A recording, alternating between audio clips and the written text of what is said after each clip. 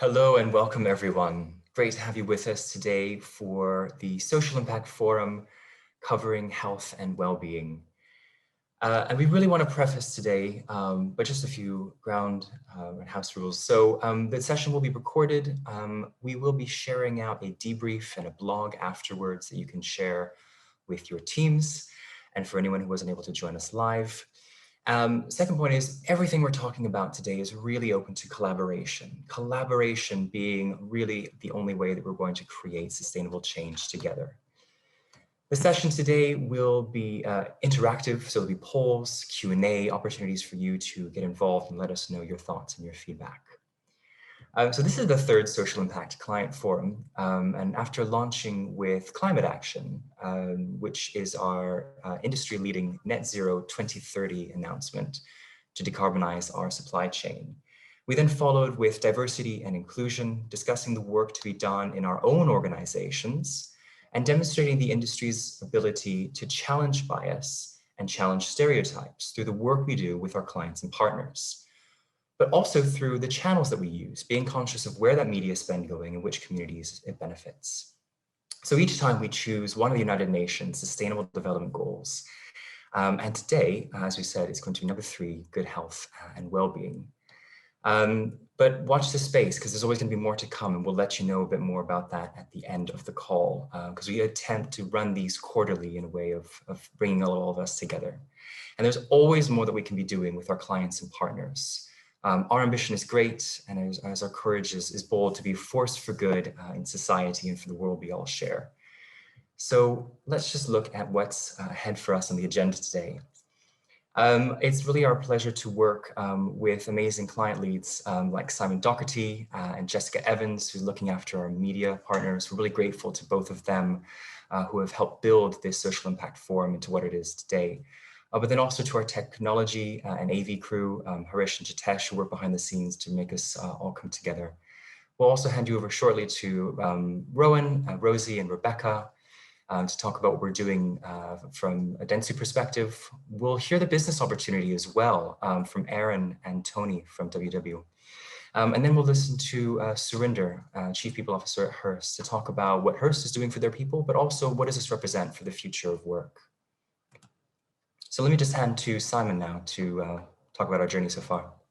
Thanks, Scott. Yeah, as you say, I think these client social impact forums have been a success, and we're kind of on a journey to try and create conversations between our clients, with our clients, on those topics. And as Scott mentioned, this is our third forum, and I'm just looking at the number of attendees. I think this will be our biggest so far. So each one has grown from the previous one, and each of these social topics are obviously really important.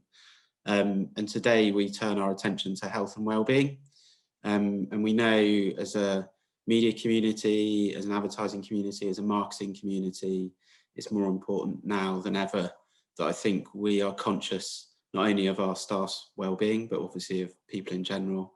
And we're lucky enough that we've got one of our clients that's going to talk later, WW, who are obviously at the centre of all of this. And I've also put up something that ITV are doing as well, which is, to try and get Britain talking. And I think that's what these sessions are really about, is to try and get our client community talking with us about what they're doing, obviously, but then potentially with each other. So if you move on to the next slide, Scott, I've got a collection of who's here today in terms of clients. So there's obviously a great collection of clients that signed up to this forum, and there's probably others as well that might have signed up late. But I think what we really want to try and do is encourage a conversation. So please do use the Q&A section, the chat section, and if we have time at the end, I'll try and address any questions that you might have. But then, as Scott said, we'll be following up with a note to all of you. And do let us know if there's anybody that you think you'd like to have a conversation with. If we can facilitate that, then we'd be more than happy to do so. So thanks all for joining, and I'll pass back to Scott. Thanks, Simon. So first poll, everyone listening, could you please share your thoughts with us we just want to sort of set a bit of a barometer and understand from you how concerned you are about your team's well-being right now. So that should be popping up on your screens shortly. And thank you for your feedback.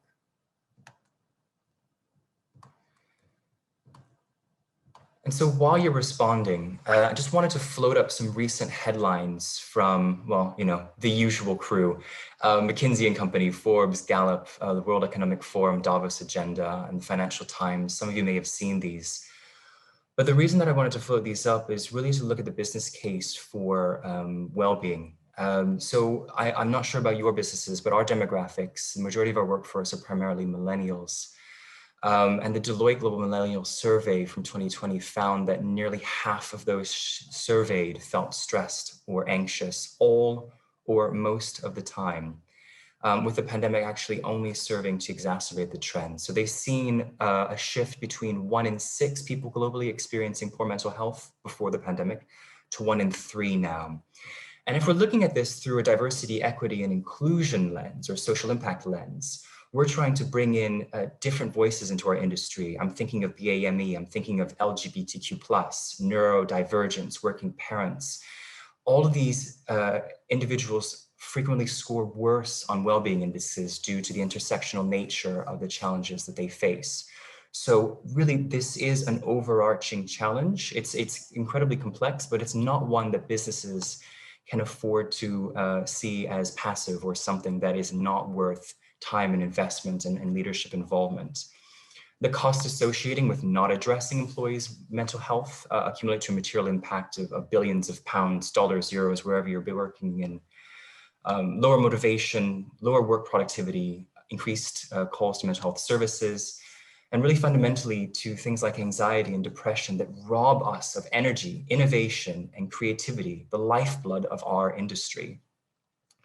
So as we know, mental health exists along a continuum from surviving to thriving, but all of us have mental health and we're all going to be somewhere within that spectrum at all times. And so really it's our belief that it's something that we should see as a business priority that needs to be measured and addressed and worked on just as the same way as any other skills that are essential to our business. So thankfully, we do have some leadership today who are going to be presenting their thoughts and their actions and what really has shifted the bar for them and in their organizations. But we'd really like to get your thoughts and feedback about what's worked in your organizations and what more we all do and can do together as an industry and as clients and partners. So one of our leaders, I'm just so eager to hand over to her, is Rowan Manning, who is the Chief Executive Officer of John Brown Media. In addition to her professional title, she's a proud mama. She loves saltwater. And I'd really like to start, I guess, by asking you, Rowan, what does well-being mean to you? Yes, thanks, Scott. Gosh, so I have been really interested in well-being at work since, so I did a psychology degree in the 90s. And at that point, I learned all about how everything works physically, mentally. I then moved to London and got my first job, where it sort of immediately struck me just how contrary the working world at that point had been set up to what we know works for us as human beings, and just how much better I thought everything could be with a slightly different mindset and a slightly different framework.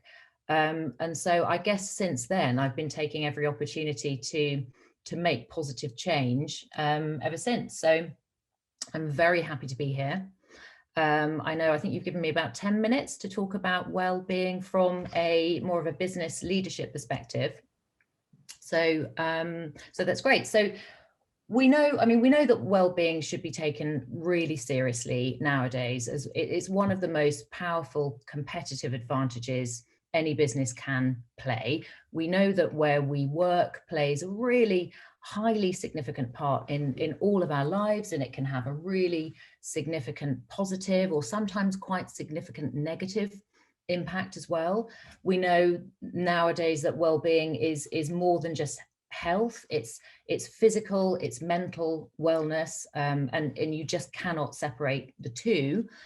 We know that chemical reactions in our brain can lead to damage in our body, and in particular mental and emotional stresses can present a really physical challenge to our bodies. And when we're under stress for extended periods, or when we don't get enough sleep, when we don't eat the right foods, or when we don't move our bodies enough, we can actually damage our cognitive function and really degrade our emotional resilience as well. But in recent years, businesses, thankfully, have finally cottoned on to the fact that well-being is a very important lever to play with.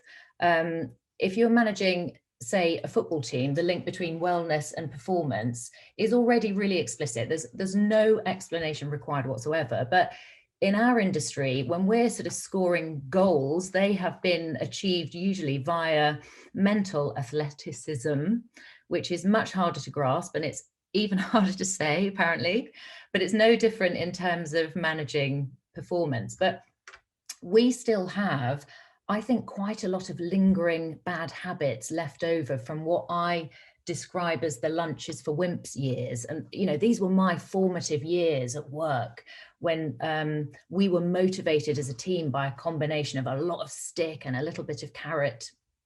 And when I joined Dentsu, so I joined Dentsu a couple of weeks before we all started locking down last year.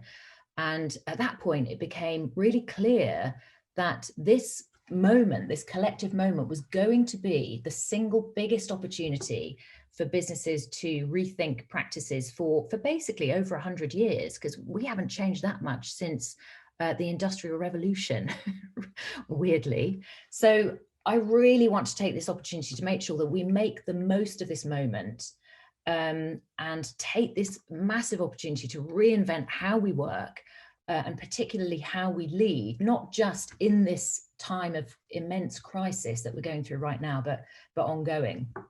So I've probably got about 7 minutes left, and I have 7 almost random thoughts on leading for wellness for you. So Scott, could you, are we on the next slide? So random thought 1 is, don't bother icing a moldy cake. And this has always been a bugbear of mine. No amount of weekly laughter yoga is going to make up for a management team with zero emotional intelligence or a sick culture. We all have nowadays our list of values as an organization, but we must constantly ask ourselves, are they recognizable to our people? Are they real? We need to concentrate on making that real every day. We need to commit to dealing with anyone or anything that undermines that. And there's nothing wrong with icing. Icing is great. People love icing, but it really is the cake that counts. So random thought 2, and this is a really important one for right now. Recognize the asymmetry that exists as a leader. This is more true now than ever before. I think the tiniest of actions from us as leaders can cause quite significant unintended consequences. I used to work with a leader, a woman who kind of carried her own stress in a really unhelpful way. She'd walk the corridors, sort of unseeing, lost in her own anxiety, and she didn't realize that she looked very much like she was completely blanking anyone who passed her in the corridor. She just wasn't seeing them. But those people probably then went home and had sleepless nights wondering what that meant. People notice everything you do and everything you say as a leader, and they will interpret it in ways that you can only guess at. So we need to be really mindful of that right now, because this moment is the absolute perfect breeding ground for overthinking things out of all proportion. So next slide, please. Okay, as leaders, we do need to get naked and we need to go first. We need to find the strength to be vulnerable. If you can find the strength to share something of yourself and be vulnerable, it's a total game changer. It gives people around you permission to be vulnerable too.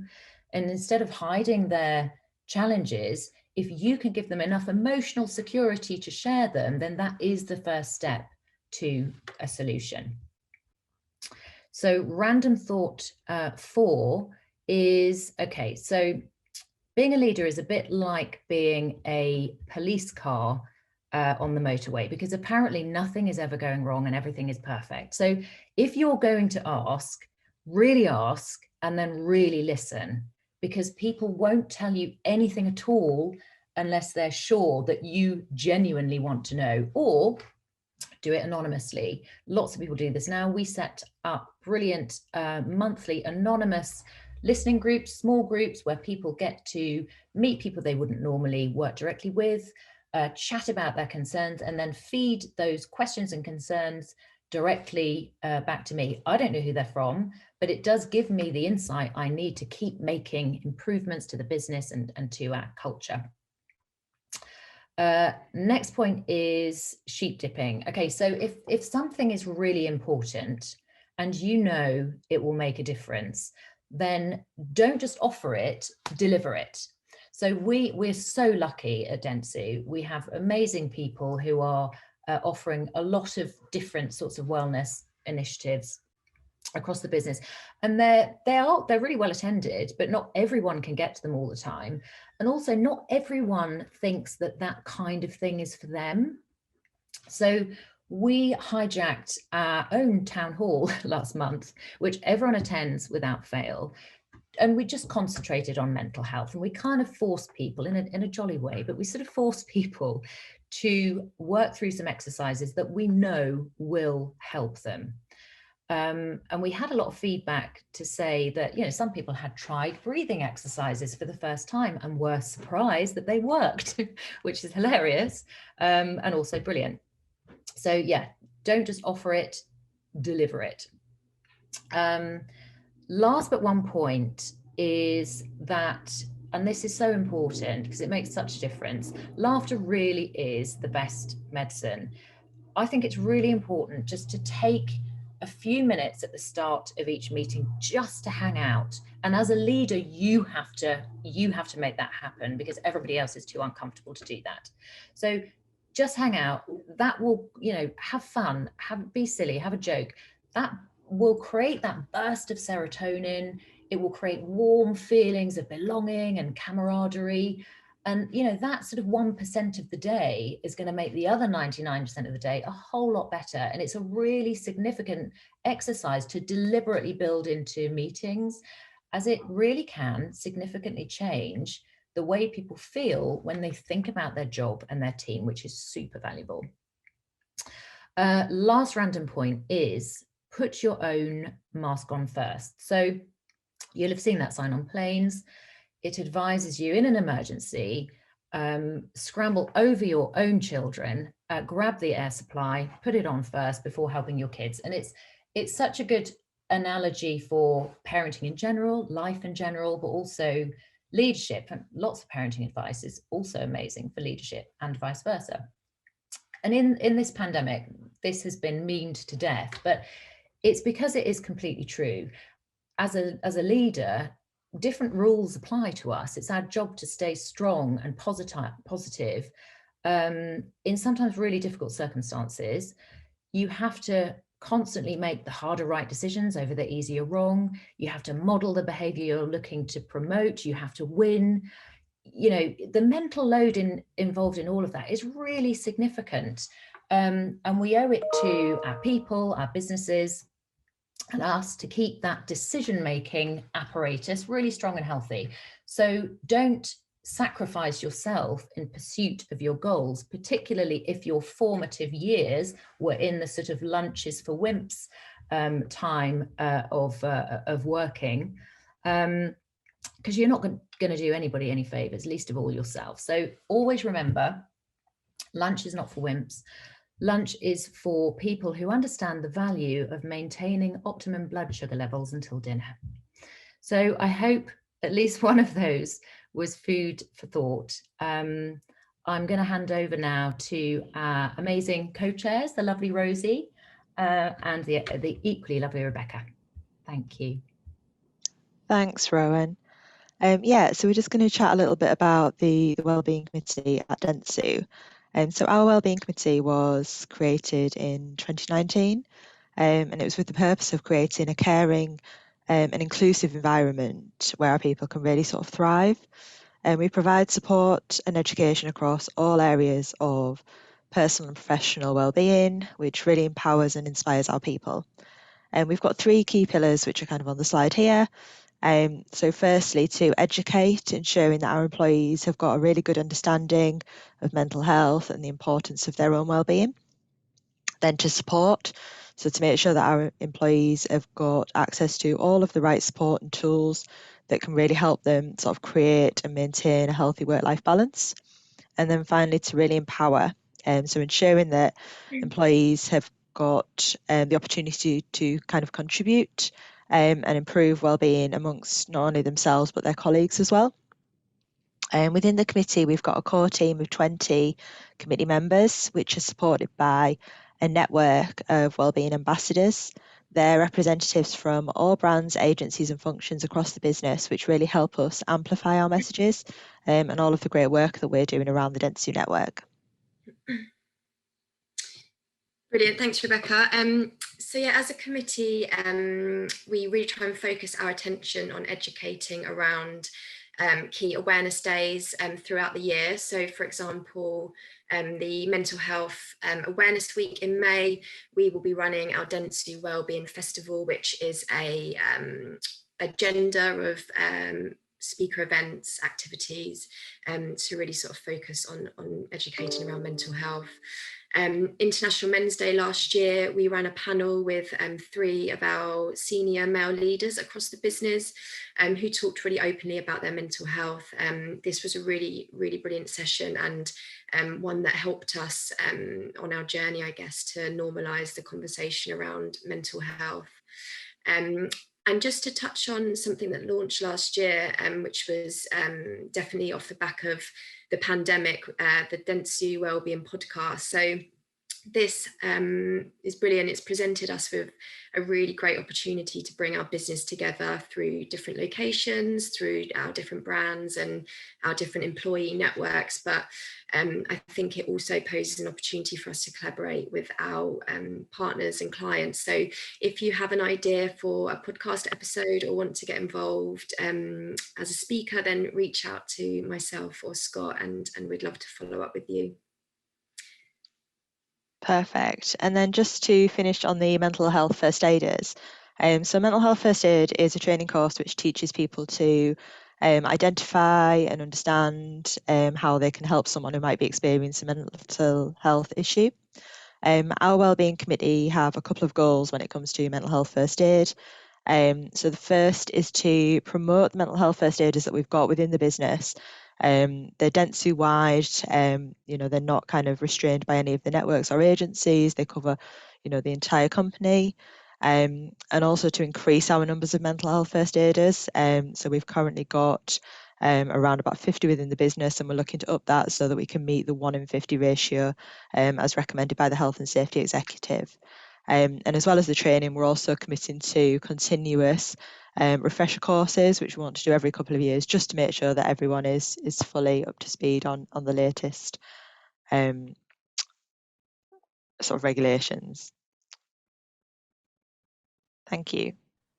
Thank you so much, Rebecca and Rosie. I really think that we can be proud of what we've done, but we also clearly have our sights set on doing even more. So I guess once again, the call out to our clients and partners on the call, if you're doing something in your organization, let's share knowledge, let's share best practice, because it's only going to benefit all of us in the world that we share.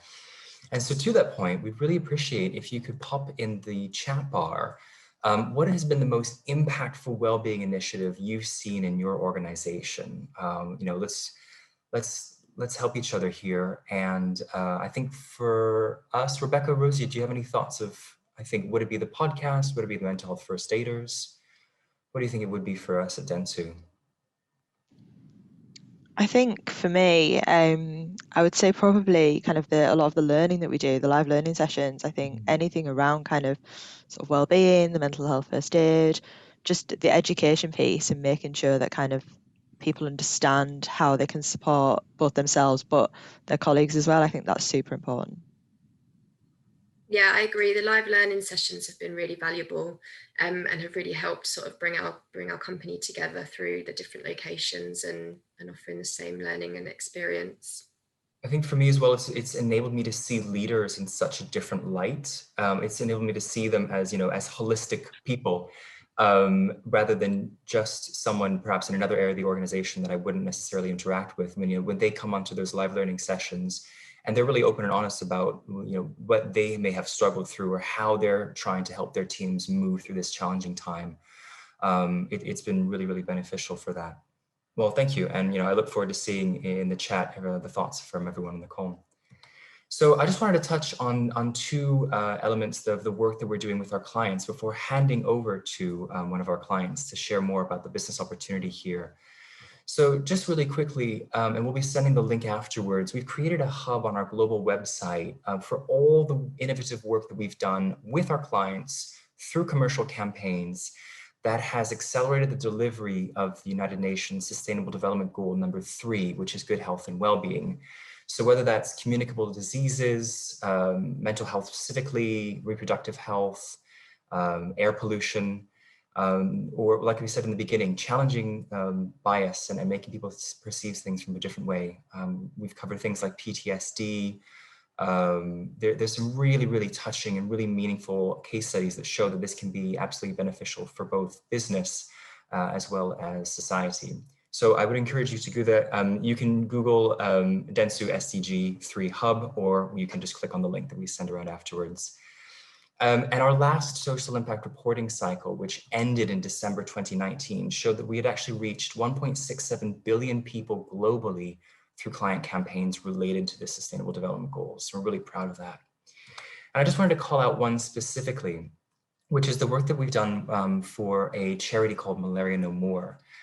So in 2017, we committed to reach 300 million people by investing 5 million of our own resources and 10,000 volunteering hours. And we're so proud that we helped raise $4.1 billion in 2018 with the support of David Beckham, the British Royal Family, Bill and Melinda Gates Foundation, and other celebrities, increasing that sum to help raise $14.1 billion in 2019 for Malaria No More. In our third campaign, which will be launching towards the end of this month for the Commonwealth Summit in Kigali, we needed a campaign that was thoroughly African. So we've partnered with an internationally renowned artist to create, as you can see before you, a modern celebration of one of Africa's oldest art forms, traditional line body painting. And when the campaign goes live, we hope that you will engage with it and interact with it and call on governments and world leaders, because we can end malaria in our generation. Many people are unaware that malaria has actually killed more people, more humans, since all other diseases and all world wars combined. And it is still a great risk to people and children all across the world. So we're really committed to ending malaria within our generation. So let's hand over now to Aaron and Tony, who will be taking us through some of the business opportunities, because in any challenge, there of course will be opportunities for us as a business. Take it away, Aaron. Thank you. Yeah, so as Scott mentioned, I'm Aaron. I'm a strategist here at Dentsu. And I'm obviously here with one of our clients today, Tony Miller, who is Marketing Director at WW International. And as Scott mentioned, we're going to take you through, I guess, this topic through the lens of the consumer and the opportunity for brands. And then Tony is then going to come through and talk about how them as a brand that has been at the heart of sort of wellness, well-being and health are adapting to some of the changes that we're seeing in the landscape. Now, the way that we kind of talk about this internally is that we talk about 2021 as being this year of wellness. If you go to the next slide, what I think this means really is that we are getting to the point where the topic of wellness, well-being and health is really being pushed into critical mass. So it's not a new trend, but it feels like we're getting to the point where it's becoming a bit more of a mainstream trend. And I think there's 4 insights in particular that I think are particularly interesting for us. So I think there's more people proactively leaning into the topic of health more than ever. So less people dealing with health as and when they need to. I think there's a growing definition of what wellness means. I've heard from sort of the other panelists so far, it's not just about body, but it's also about mind, and it's also about how they work together synergy, and I think there's a greater understanding from the consumer of that actually being a reality. I think it's becoming more of an everyday theme. So we're seeing a lot of patterns and trends amongst consumers where a lot of smaller nudges in our well-being and health are beginning to replace sort of big, one-off sort of lifestyle changes. And we're seeing a lot of barriers to accessibility being broken down. So the democratization of the category basically has started to begin, and we're starting to see what was once almost the preserve of the wealthy elite begin to diminish. When you go to the next slide, please. I think a lot of this is being accelerated by the context that we're in. Now, clearly, when I talk about context, I talk about the pandemic predominantly. So I think COVID has reminded us that changing our behaviour when we need to is sort of too late. So what we're finding is that actually either through what we're being told from the government or what people are starting to do in their behaviour is that the best defence against serious illness, and whether it's COVID or whether it's not, is our health. And we need to invest in that ahead of time. So brands like Noom that you might be familiar with, brands like Second Nature, they are really accelerating off the back of this sort of changing attitude. So they are telling people, for instance, this year in January, when people predominantly kind of engage in a diet, they're telling people not to diet this January. Think more about meaningful long-term change, and they are growing quite significantly off the back of this. We're seeing a growing appreciation, as I mentioned, that wellness is a balance between both diet, exercise, but also mental health, and how the three are connected. So for instance, we're seeing a lot of people swap things like diets with meditation. So at the moment where we've got a lot of restrictions, we're having a lot of things taken away from us. And actually we're seeing a lot of pressure on our mental health, particularly as a result of lockdown. People are realizing that actually maybe the best remedy for a lot of the things we're experiencing at the moment is to try and get one thing sorted before we try and tackle another. And I think particularly things like mental health, people are swapping this year mental health with diets, and we're kind of seeing a huge increase in, apps being downloaded. So apps like Calm, there's about a 36% increase in downloads year on year.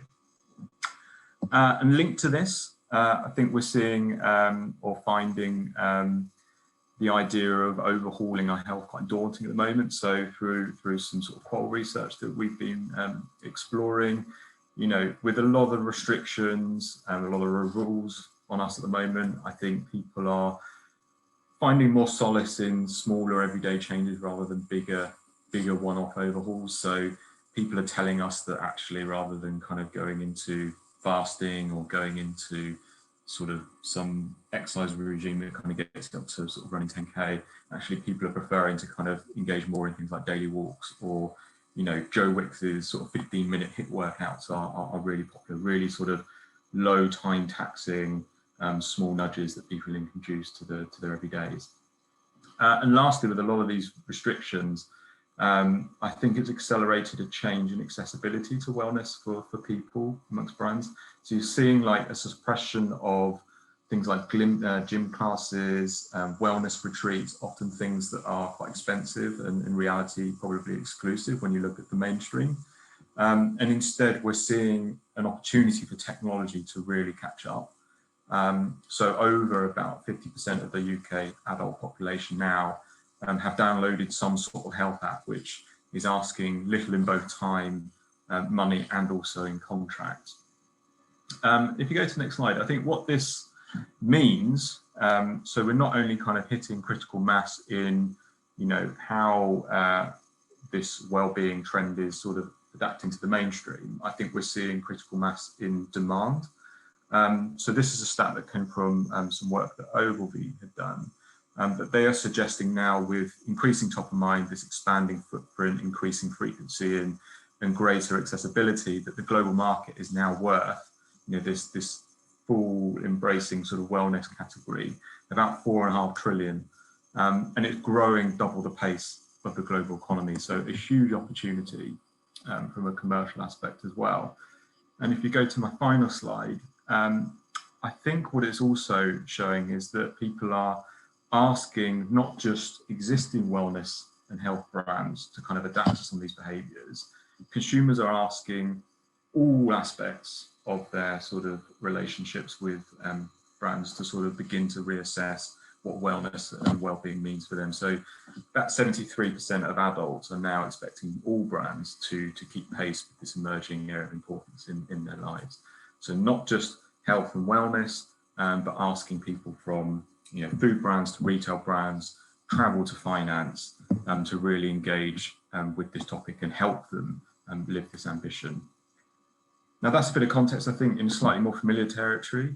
Tony's now going to talk you through how, as a brand that's already at the centre of this category, is adapting to some of these consumer changes. Thanks, Aaron, and really lovely to be here with you all today, talking about this very important topic of health and wellness that covers that whole full spectrum of kind of a food, activity, and mental health and well-being. And like Aaron said, we are at the center of this, and we have been at the center of this for the last 57 years. Everything that we do as a company is rooted in behavioral science and has always been rooted in behavioral science. And our techniques initially that were set up for weight loss through our science and nutritionists have over the last few years been expanded to cover all of the pillars of well-being. WW has been on a transformational journey of its own, particularly in the last 2 years when we rebranded from Weight Watchers into WW. And WW, really is about wellness that works, because we believe firmly that health does not discriminate. And we really want to be leading the whole democratization of health and wellness so that everybody has access to good food, nutrition, and information and inspiration to help them lead and build healthy habits that are sustainable for the long term. And so, if I look back to, and I'll spend the next few minutes just kind of taking us through a year in the life of us as a brand and how we've had to be agile and fleet on foot over the past year, when we landed in this situation back in March. And so I'll start there where, and a bit of a background is, traditionally, we've been a business that has been supported and maintained by in-workshop experience. And so what that means is members actually went weekly to meet their coach in person, and a group of community that joined that session to hold each other accountable. So it was a weigh-in, and it actually allowed people to have a chat. There was a weekly technique people talked about to kind of reframe your thinking and your focus for that week. And then you left with some product and on your merry way to kind of help focus. Obviously, COVID rocked that world and everything shut down. And as a business, we're backed up by an award-winning app that kind of fuels our members' journey on health and wellness. A lot of people don't know about that, because a lot of people think of it about as an in-person. So we basically, as a company, had to pivot, and we had to pivot quickly, because all of a sudden, 70% of our membership that were used to going to weekly check-ins had no longer access to anybody or their coaches. So globally, in 6 days, we were able to transition all of our coaches, all of our workshops, to a virtual experience across Zoom. So we did that in every country that we work in a matter of 6 days, and it just shows the power of focus and agility when you're faced with something, and your North Star changes overnight, how you can act and respond successfully. We were able to align and get coaches trained up on a tool that they probably were unfamiliar with, and get an experience in front of our consumers without much delay. And that actually showed real success in putting our consumers kind of first and understanding where their insight was, and the need of accountability, and how could we actually still deliver that. So that was, April last year, and we were trying to then figure out how to provide a real natural experience over a virtual world for these members. And we were, learning along the way, and have since refined, and I'll come on to that in a bit. But what COVID quickly taught us is that we had to shift in the way that consumers were now thinking. consumers were not thinking in the same way they were, you know, in the months previous. It obviously heightened health and wellness across the board. As we know, obesity and being overweight leads to a whole sort of underlying health conditions and making this population more vulnerable. And we know 9% of people hospitalized with COVID had an underlying health condition, and 48% of those people were obese. So we know health and wellness is no longer a luxury, it's a necessity. And what is our role in playing about that? We know then that kind of thinks about what is the future of diet and how do people look at diet. And it is not, as we've all heard this morning, not just about the foods you put in your mouth. It's actually how you treat your body. It's about how much sleep you get, because that's going to actually help set you and frame you for your day. And if you framed well for your day, you're going to actually make better choices and you're going to make healthier choices. So it all kind of is a cyclical environment.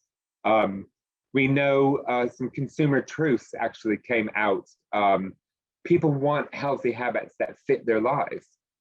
People want inspiration. They don't want just information spewed out at them. It's not about lifestyle, it's about livability. How can I actually feel like I can still do what I enjoy during the day and not actually feel like I have to be a different person or try a different exercise?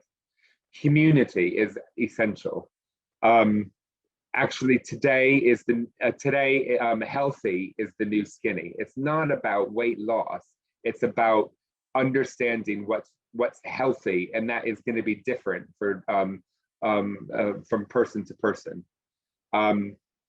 People crave purpose, so people are trying to find what is purposeful in their lives through this. And finally, as we all know, being in the marketing industry, consumers expect personalization in the products that they purchase. So how do we actually lean into that? So going into the summer, the virtual workshops that we actually started to offer, we need to create a real connection across this virtual experience. How can I really connect with my coach that has been so instrumental in my life thus far to help me to where I am? We stood up live cooking sessions. So every Sunday, we actually had people come across both Zoom and Instagram, and the cooks did live cooking sessions with our WW cookbooks and food that was in the fridge to kind of just give people ideas and inspirations to either cook there or kind of to go back and watch later. We added within our app a healthy body, healthy mind section that we partnered with some local instructors that would actually do live classes through the gamut of beginner exercises all the way through to advanced, whether that was breathing meditation, to yoga, to HIIT, to dance, whatever our consumers wanted and needed, we were there to develop classes for them to partake in. If you fast forward a bit to the end of lockdown 1, when we're all about ready to go out and interact socially again with people, we did some research. And we found out that through lockdown 1, 50% of the British nation gained weight, 50% became more anxious, and 50% roughly were less active. But the flip side of that is just about 50% coming out of lockdown 1 wanted to lose weight and be more active. So how can, again, we be present in their lives? We set up a Move More challenge where we encourage members, new and existing, to get out and move 30 minutes a day, 5 days a week. So we built activity and competition and challenges around that for 6 weeks to get people to just get up, stand up, move more. We saw the success into that, and we saw the repetitiveness of short bursts of challenges actually helped people keep focused. We then moved that into a lockdown 2.0 challenge, where it wasn't about just moving more, it was more about your mind and your focus. It was about giving people tools to really do goal setting. So I think, one thing that we know is if people write down what they're going to commit to, they're more than likely going to accomplish it. So how can we get our members to actually write down 3 things to do that week, and we encourage them to then celebrate those wins at the end of that week, and there was prizes to be had based on those that completed those tasks.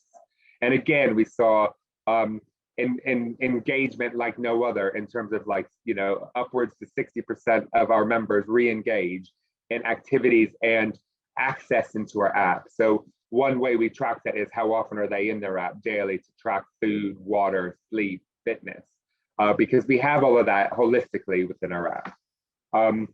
A third thing we did just recently is upgrade our app to kind of make, again, this simple and ease message has come through loud and clear. So we've actually added tools within the app to make tracking easier. So you can link it up with your smartphone, and it can automatically link the activity you're doing into the app itself. And the more you track, the more wins you gain, and there's prizes to be had. But it actually features essential features like what's in your fridge. So we all know that there is a lot of food wastage based on food that just goes uneaten at the end of the week and we have to throw out. We've created a filter where you can actually type in what you have in your fridge, whether that be chicken, fish, broccoli, mushrooms, and it will serve up a recipe for you that uses those ingredients. So it actually gives people the opportunity to utilize what's in their fridge, but actually make healthy and delicious and inspirational quick meals off the back of that. We've also understood that we actually need to provide people with younger people specifically an opportunity to use the app, but not want to, if they don't want to follow a coach, how do they get inspiration? And they need a little bit more than self-service. We launched this year Digital 360, which is rooted around 3 specific expert coaches in food, fitness, and mindset. And they do daily coach lives, and they're posting content every day that people can follow. So their exercises, their food recipes, how they're cooking, how they're exercising, how they're breathing, what techniques they use, everyday skills that we can actually teach our members. We have now on a daily live situation. And finally, we've just launched this last month a Walk to Wellness activity, where we're encouraging the nation actually every Tuesday and Thursday at 1 p.m.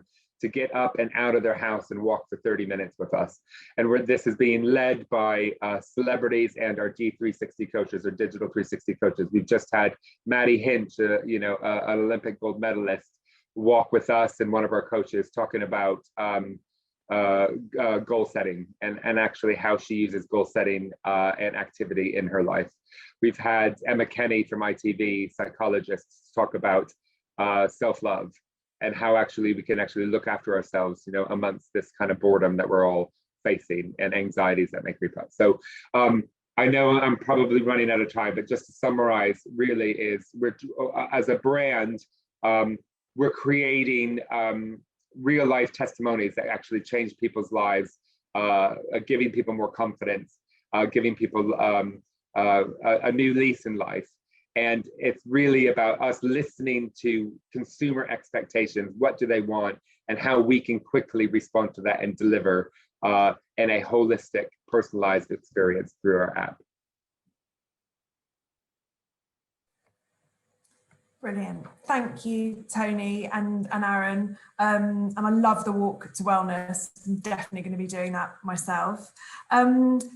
So I wanted to introduce now Hearst to everyone. So Hearst have been making huge strides and doing a huge amount of work in the area of wellness, really putting this at the heart of their business and purpose. So I'm delighted to welcome Cyrinda Simmons, Chief People Officer at Hearst for Europe, who is going to talk now about their efforts and their goals in this area. Thanks, Jess.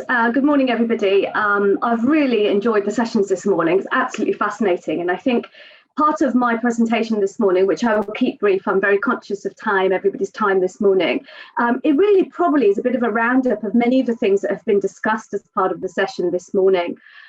So thank you very much for the opportunity to invite me this morning. And I hope what I talk about really just offers some sort of practical but also informative tips, and in the spirit of collaboration and sharing.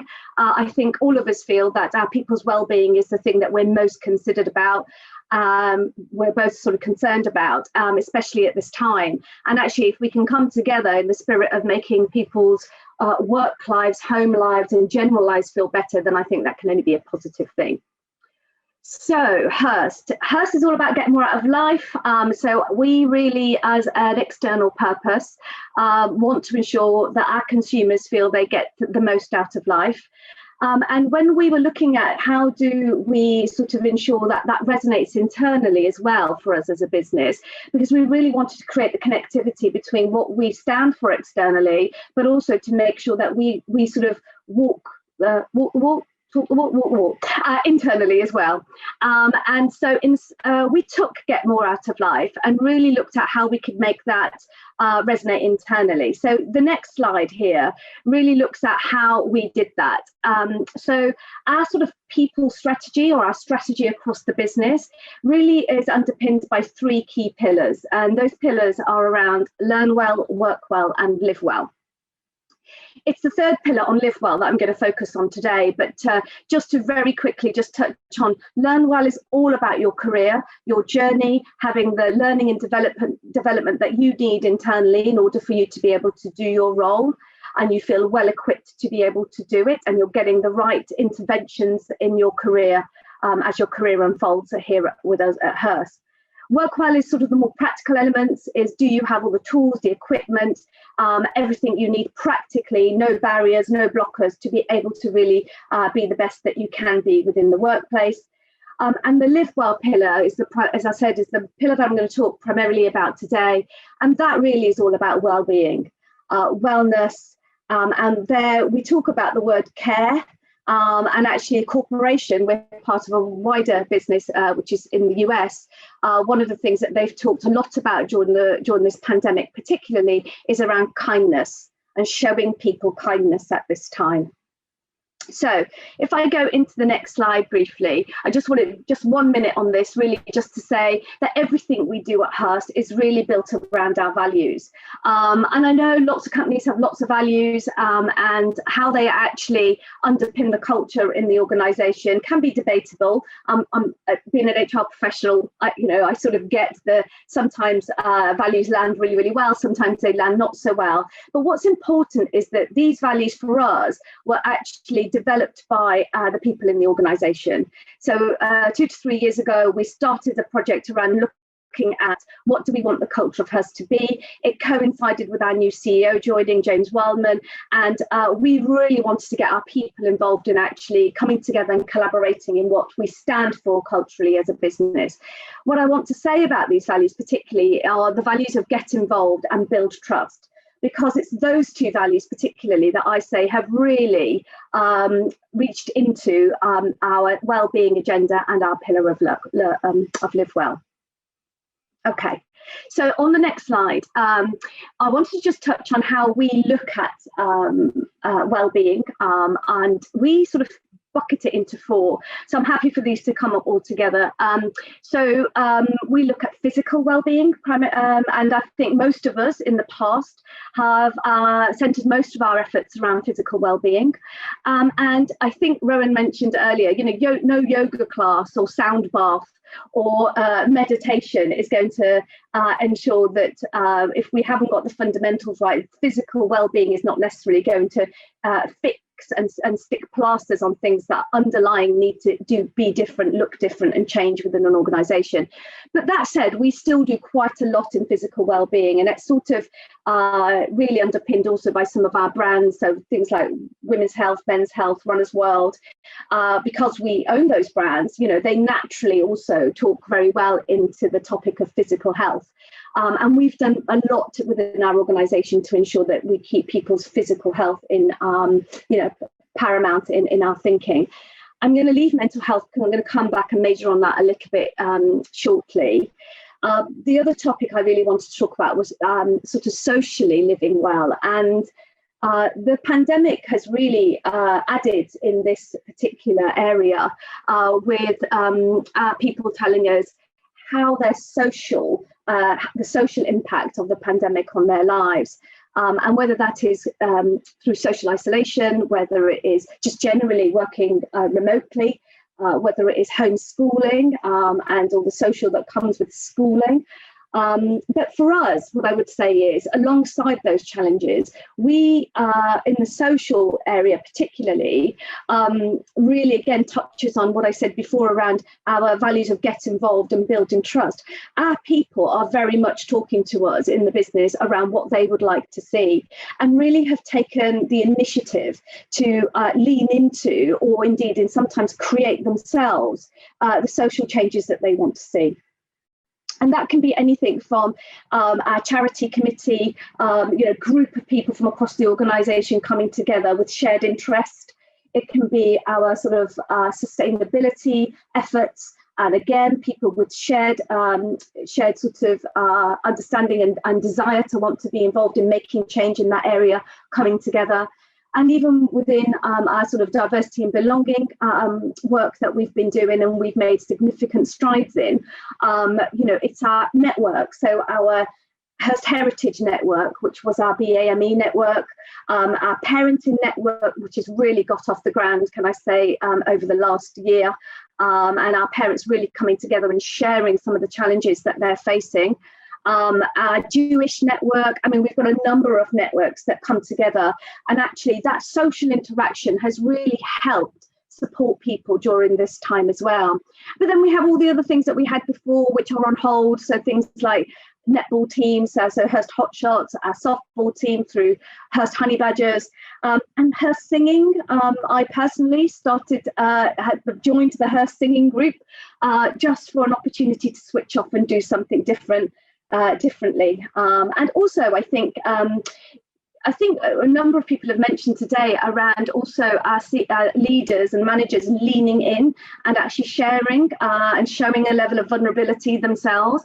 And I think I would urge more of us, managers and leaders, to get involved in many of the initiatives that are already playing out in our business areas, and show some of that vulnerability to our people, because I think it's really important for them to see that that these things also are present for all of us. And as somebody already said, we all have mental health, and it's important that we all share where we are with regards to any of these areas on physical, mental or social health. And then finally, on financial, again, we're just very conscious that financial well-being is different for different people. And challenged differently. So we do offer opportunity, whether through its sort of general financial well-being through our employee assistance programs that we run, or whether it's in supporting, for example, buying new tech, especially recently for some of our parents who are really keen to try, they're homeschooling and they perhaps don't have the tech that they need. And so are we trying to support financially and then being able to get the tech that they need? So going to the next slide and really talking more around mental health primarily, if we can flick on again to the next slide. I'm going to sort of talk through all of this slide in one go if I can. The challenge for us, and we've done a lot of work in this area, and I have to credit our sort of mental health first aiders who we now have as mental health ambassadors. Our challenge really was to really create the parity between physical health and mental health. And as I said before, I think so much focus in organisations and as employers has been around people's physical health. Our policies, our procedures, the way we look at health has always been through its physical lens. And actually what we really wanted to do was to try and create the parity with mental health, which absolutely is becoming more and more, just being addressed more and more openly. And what are the expectations with regards to the people that work for us, and how we as employers support in that mental health journey. And I think I read a stat recently, which probably supports some of the statistics that were shared earlier, that 50% of mental health illness, or mental illness, shall I say, begins before the age of 23. So, that is significant. When I read that, I was quite surprised, I guess, maybe I shouldn't have been, around how early mental illness can take hold. So a lot of us will be employing people who are perhaps already challenged with regards to their mental health, or indeed, mental health is something that they want us to try and help them with, and we absolutely, as employers, need to be supporting. So the work that we've done around this area particularly has been led by our mental health ambassadors, but we also wanted to make sure that we have a lot of senior sponsors in our organisation, particularly around ensuring, I think my slides are going slightly doolally here, but anyway, we particularly wanted to ensure that our senior leaders are seen to champion many of the initiatives that are taking place in our business. And so we have senior sponsors in all areas, and particularly around mental health, so that we are always raising the topic of mental health in our strategy meetings, in our senior leadership team meetings. And on a weekly basis, we also talk to all the business throughout all staffs, and we always have sort of well-being on the agenda going forward. Many of you will know on this call today, on this session today, that people are also looking for more personal support, more one-to-one support with regards to their mental health. And we particularly have been asked for CBT sessions, specific counselling, sort of more aligned to individual need. And obviously there's a cost associated to that as well. And, we are trying to really work hard around providing a support to our people, recognising how far we can go, given some of the constraints that we all have as businesses. I'm really pleased to say, and one of the practical tips I would say is for your HR departments to really reach out to your existing partners in this area. We very recently found out that we can actually get one-to-one support and CBT for individuals in our organisation through an existing partner, and we're now really at minimal cost, really, but we are already now developing a proposition for our people. And really the other thing to say around mental health particularly is around support for our managers. I think managers and leaders find it really challenging as well, not only in feeling confident about addressing mental health challenges within the workplace, but also feeling equipped to do so. So one of the things that we've also looked to do and change this end of last year and this year is really to work on the workshops that we ran for managers last year, but really to go a little bit deeper, to give the managers the confidence they need to be able to ensure they're bringing this conversation to the table with their people. And we've partnered and have a psychiatric nurse who talks to our managers and our leaders. So we're really trying to get that specialist knowledge in the organisation. It's not to say that our managers and leaders are equipped to take on some of the challenges that they face, but they can do a little more than signpost sometimes, which is helpful for them in terms of managers and leaders to feel they're making some really positive steps in support of the people that they're trying to support. So there's a lot going on in this area for us. And lots of events, lots of webinars, but it's a continuous journey. And what I will say is, we now also need to make sure, as I said, that our policies, our procedures, and the way we behave in the workplace through our practices also ensure that they're not skewed towards physical health. And mental health absolutely is part and parcel of our overarching wellbeing offering. And then moving to the next slide really is to talk a little bit around the future of work. And this probably topic is, very much on everyone's agenda at the moment. And as the sort of key people lead at Hearst, I am sort of leading some of the charge in this area of our work. So like everybody, in March last year, we pivoted very quickly, very rapid move into home working.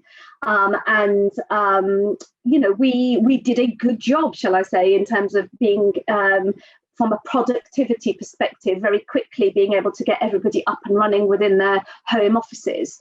And thankfully, we were equipped to be able to do that. We obviously had some teething problems, and which we've been working out through the day.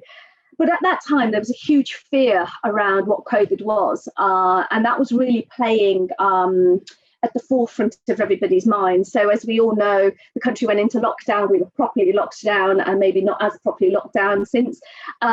but you know, and I think there was just this fear and this unknown, and you know, we very quickly needed to ensure that we were supporting our people in a remote way. So we very quickly upped our communications. I mentioned that we have an all staff every Friday, and that started way back in March last year, and we've kept it week in, week out ever since then, chaired by our CEO, and every topic comes to that weekly meeting.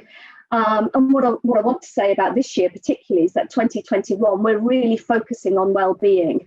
And as I mentioned, we're fortunate that we have a lot of people that we are networked with in well-being, physical and mental. And so far this year, we've had a neuroscientist come on and give us some really practical tips, all of us within the company. I think this week we've got Courtney Black taking us through a workout. So we're fortunate that we have access to these wonderful brands that we own, but also we have access to people through those brands who can come and talk and run sessions with our people internally. But just going back to those early stages, you know, we had to up our communications. We really had to think hard about the resources our people needed, but also our resources our managers needed to work in this new remote environment. And we had to provide that toolkit and ensure that our managers felt confident in the work they were doing. And you know, we weren't as flexible, we didn't have as flexible a model, I guess, before we went into this lockdown scenario. And so for a lot of people, we had to start thinking very differently around how we ran our day-to-day activities. But I have to say that the teams have been brilliant at embracing what really was a challenging situation. I think also mental health, as I said, a lot of mental health challenges then and still do present themselves, and we're having to really think hard about how we work with our people to ensure that they're getting the support that they need. And, you know, we just make sure that we're getting regular feedback from our guys to ensure that we are listening to what they have to say. If we just flick on to really my final slide, really, and just to talk about the flexibility that we have offered our people, and I'm sure you all have, but, you know, really ensuring that our people feel, especially now, around they can work when they can be at their best. And actually being able to adapt our working practices to ensure that as many people as possible can be as flexible as possible in their working day.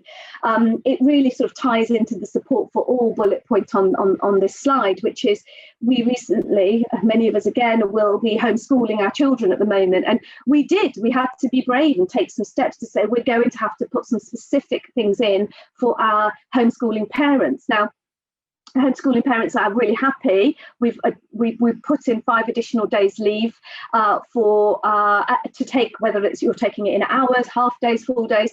But of course, that's not to say that people don't have different needs. So whether they're mental health needs, whether they're other challenges that they have caring support that they're having to now provide at home, all sorts of things. But what we wanted to do was create an environment for people to be able to talk openly about whatever their challenge was, and we would do our very best to support. And I think somebody touched on this earlier in the presentation, it might have been Rowan, but you know, it's about saying it, but also doing something about it. So we can say and showcase all the brilliant things that we're doing, but but adoption needs to be taken. Are people actually doing something differently as a result and feel empowered to be able to make change within their working days, and being able to be transparent about what their need might be right now? And actually, that's one thing we're really trying to continue to bridge. I mean, we told everybody, for example, please don't be logged on all hours of the day. You know, manage your working time, manage your hours, speak to us if you need any support with that. But we're still getting week in, week out questions about how it's tough for people to switch out. I guess there's not a whole heap to do, and many of us gravitate back to our laptops. So we've even gone as far as literally putting in a 1.5 hour lunch break in everybody's diary to say that is sacred time, no meetings. Not necessarily an hour and a half for lunch, but no meetings. It's time for you to switch off, take some time away from your laptops, and do something else. And really trying to make sure that the things that we are saying, people can actually adopt and making the changes that they need to make. And then just finally on this, is my last point, the future of work. It's more questions, I guess, than it actually answers. We have decided to partner with somebody in the future of work space. What we do know already is that many of the things that many of us felt were really quite positive at the beginning of lockdown, so back in March, April, May times, actually many of those things have really sort of dropped. The sentiment now is that the work-life balance isn't as great as it was. Productivity perhaps is starting to be challenged.